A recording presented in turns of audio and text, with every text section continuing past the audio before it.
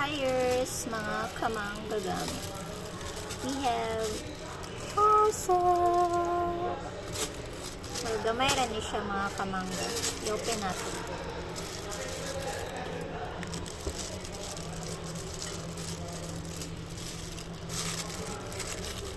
Then, remote sa asan niya siyang remote?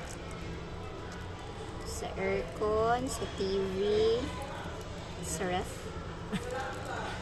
Sure lang. Nanaruga remote ang ref. Remote ni siya sa E27 na mga ceiling fan. Since ang remote niya dati is katong gamay. Gamay siya, then lingi na iyang battery. Mapulihan man tato siya daw kay tato siya kay gamay man, and nakitan sa akong mga earring gidulaan nila antod sa nalagpot sa gawas, antod sa gikit-kit na sa akong mga ero.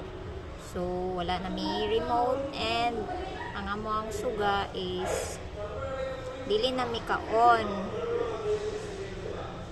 Di siya musiga, pero ang iyang fan moandar kay ano man to, ceiling fan with bulb na manggid to siya. So all-in-one na siya ba, na nakay hangin, na nakay suga. So nagpa-order ko, so kani siya upgraded na ni siya nga remote. Ato ng dagko nga battery. Kanina ko gi-order guys sa atong gamay. Kaya kung makita to sa mga earring, ilan na sa itong dulaan, maguba na sad. So, whereas kani, dako-dako na gid ni siya. And hopefully, tugma sila sa ako ang suga. Tamandar, no? Alam mo di siya free nga battery. Pero okay ra. Barato lang battery. Battery ni siya na ano, katong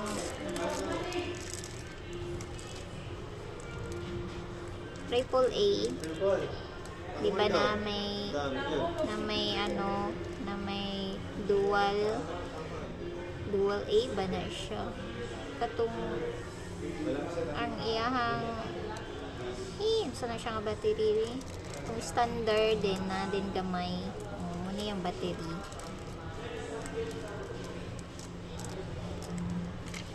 So kung naamoy E27 na suga nga with fan, then nagubay yung remote, pag order na mo ani, very affordable ra kay siya.